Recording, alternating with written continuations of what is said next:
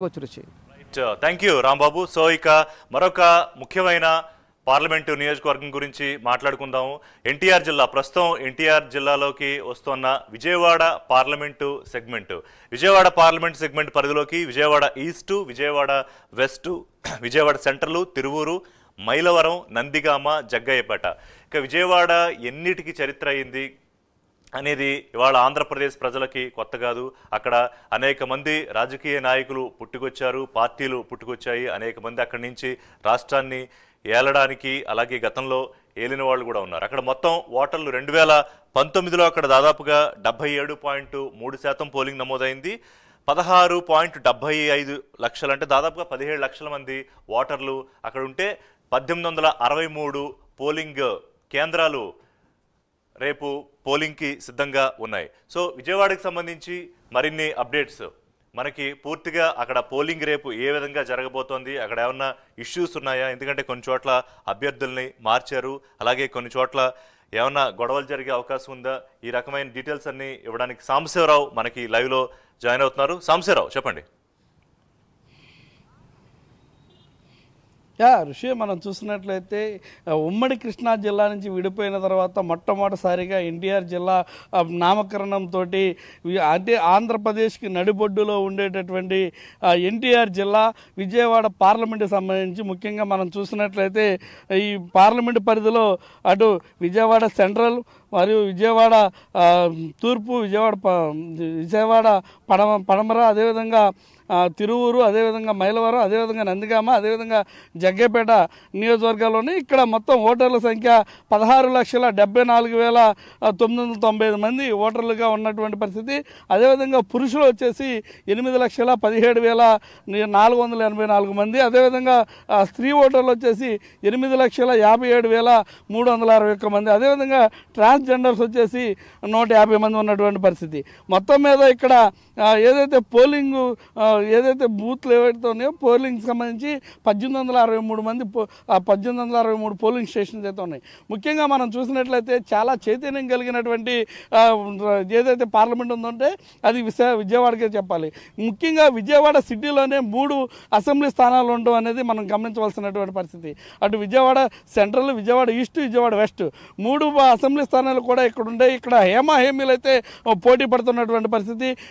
విజయవాడ తూర్పు నుంచి మనం చూసినట్లయితే గద్దె రామ్మోహన్ రావు ఇప్పటికే సిట్టింగ్ ఎమ్మెల్యేగా టీడీపీ తరఫున గతంలో అంత వేలో కూడా గెలిచినటువంటి పరిస్థితి. ఇప్పుడు ప్రస్తుతం ఆయన గద్దె రామ్మోహన్ రావు కూడా అక్కడ పోటీ చేస్తున్నారు.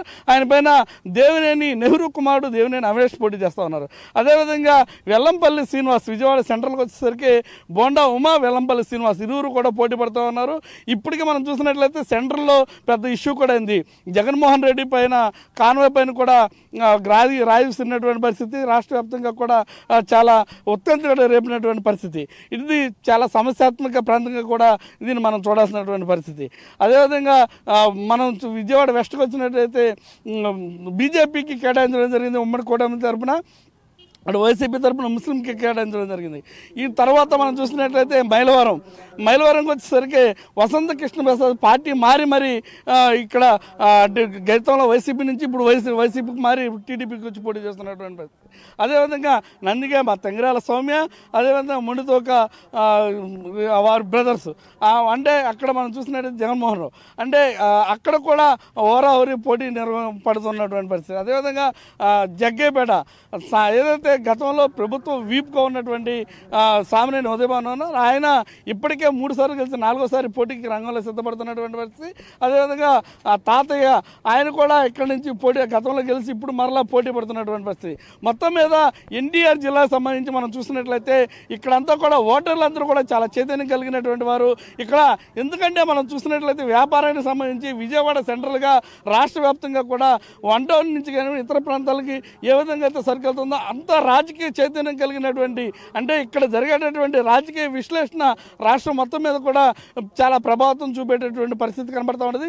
దీనికి సంబంధించి ఇప్పటికే కొన్ని సమస్యాత్మక ప్రాంతాలను గ్యాదర్ చేసినటువంటి ఏదైతే ఎన్టీఆర్ జిల్లా పోలీస్ కమిషనరేట్ ఏదైతే ఉందో ఆ పోలీస్ కమిషనరేట్ పరిధిలో పారా మిలిటరీ బలగాలతో పాటు ఇతర బలగాలను కూడా తీసుకొచ్చి సమస్యాత్మక ప్రాంతాలన్నింటినీ కూడా చేసినటువంటి పరిస్థితి. ముఖ్యంగా అటు ఏదైతే తెలంగాణకి బోర్డర్లో ఉండేటువంటి తిరువూరు అది ఎస్సీ నియోజకవర్గం కావడంతో అక్కడ కూడా చాలా ఇప్పటికే బలమైనటువంటి పోటీ నెలకొన్నటువంటి పరిస్థితి. మొత్తం మీద ఎన్టీఆర్ జిల్లాలో ఉన్నటువంటి 7 అసెంబ్లీ స్థానాల్లో కూడా గతం కంటే భిన్నంగా ఈసారి ఓటరు తమ అభిప్రాయాలను అయితే డిసైడ్ చేయబోతా ఉన్నారు. ఎప్పుడులాగానే మనం చూసినట్లయితే ఇక్కడ చైతన్యం కలిగినటువంటి ఓటర్ ఎవరైతే ఉన్నారో వీళ్ళందరూ కూడా ఎప్పుడు అంటే మనం చూస్తా ఉన్నాం ఇక్కడ ఉన్నటువంటి అభ్యర్థుల చేంజ్ కూడా మార్పుకు గురవుతున్నటువంటి పరిస్థితి. మొత్తం మీద ఇక్కడ ఉన్నటువంటి పరిస్థితులకు అనుకూలంగా అక్కడ ఎన్నికల కమిషన్ అయితే మాత్రం ఎన్నికల విధులకు సంబంధించినటువంటి అన్ని ఏర్పాట్లు చేయడింది. రేపు ఉదయం 7 గంటల నుంచి ఓటు హక్కు వినియోగించడానికి అయితే అన్ని సర్వం సిద్ధంగా ఉన్నాయి. థ్యాంక్ యూ విజయవాడకి సంబంధించి పిక్చర్ ప్రజెంట్ చేసినందుకు. సో ఇది విజయవాడ పార్లమెంట్కి సంబంధించిన పొలిటికల్ అలాగే పోలింగ్ పిక్చర్. ఇక గుంటూరు జిల్లాకు సంబంధించి గుంటూరు పార్లమెంట్ నియోజకవర్గం